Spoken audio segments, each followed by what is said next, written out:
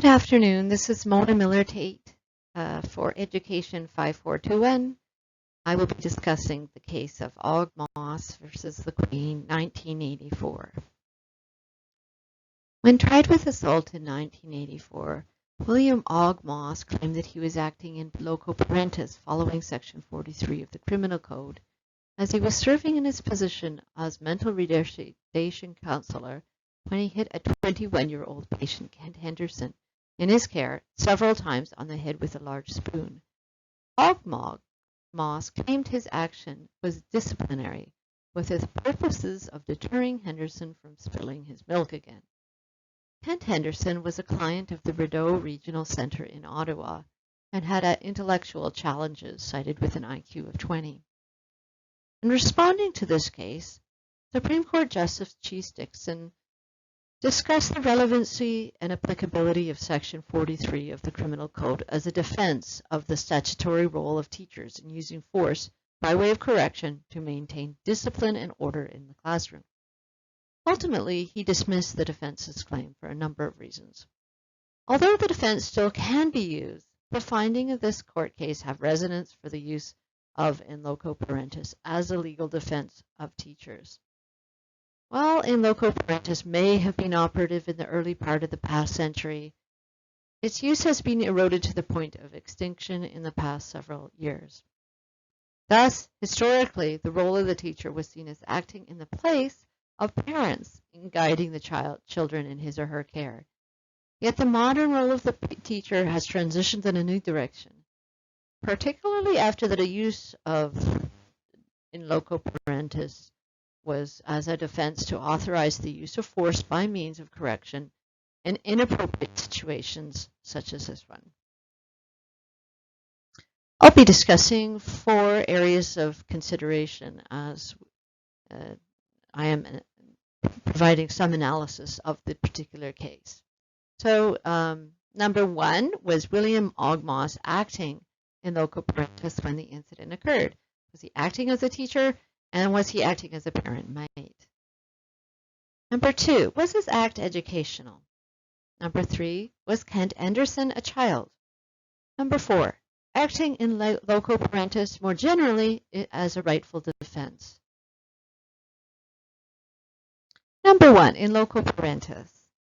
William Blackstone in 1765 was the British legal scholar who first authored a number of legal commentaries in the late 1700s and wrote that a parent may delegate part of his parental authority during his life to the tutor or schoolmaster of his child, who is then in loco parentis and has, as such, a portion of the power of parent who is then in loco parentis and has a portion of the power of the parent committed to his charge, is that of restraint and correction, as may be necessary to answer for the purposes he is employed.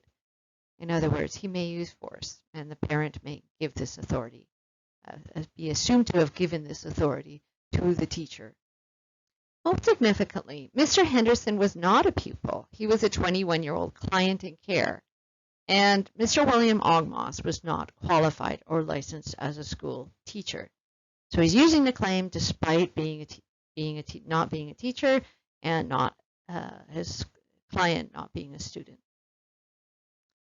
In addition, Justice Wells in Bennett and Bennett suggested that parenting would suggest obligations of support and maintenance, thereby dismissing the role of teacher as acting as a parent in absence.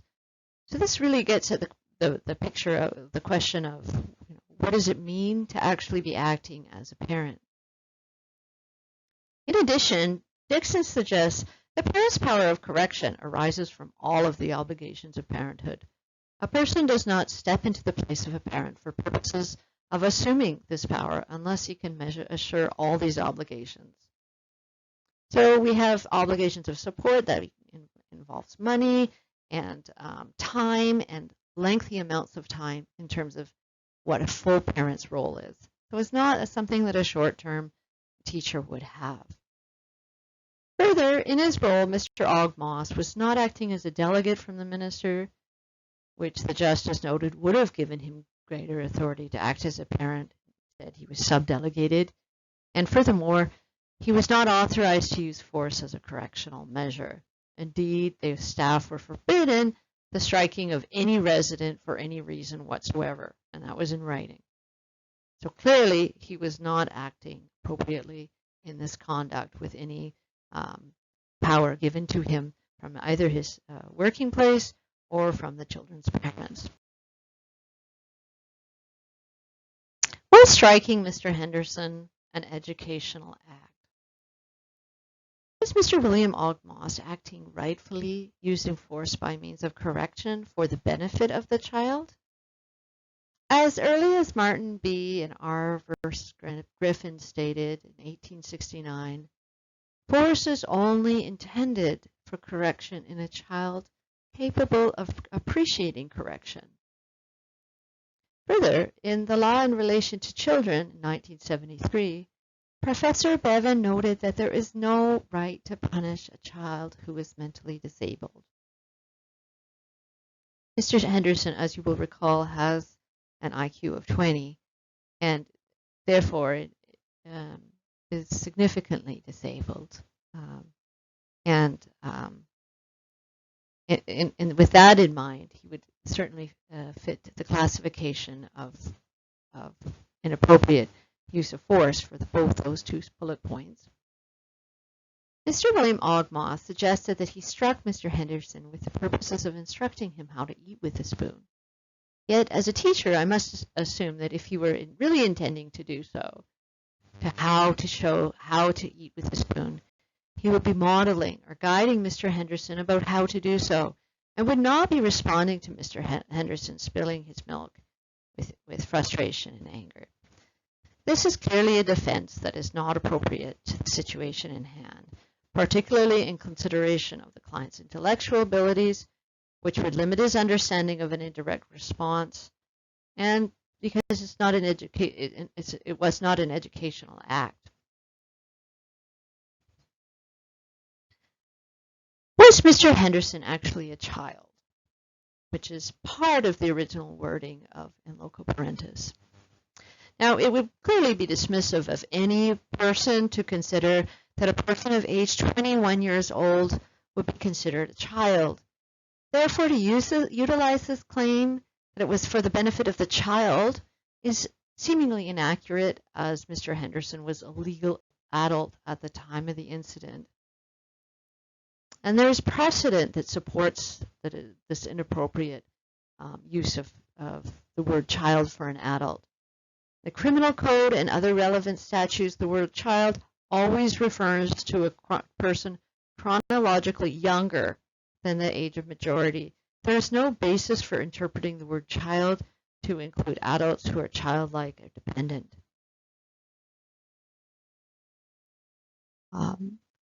Is in loco parentis still a rightful defense to be used by educators? As a general little background to this to the use of in loco parentis, the trouble began with its use in the United States in the case of Dixon versus Alabama in 1961.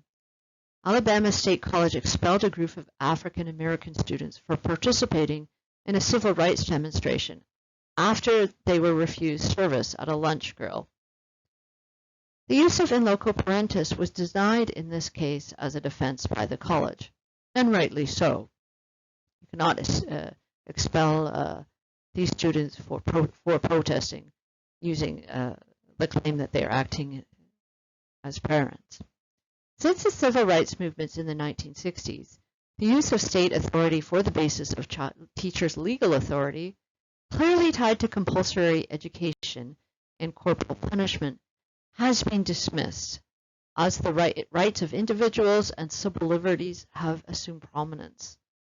Therefore, teachers are more vulnerable, rightly so, to being subject to the investigation of their conduct, particularly with respect to the use of force.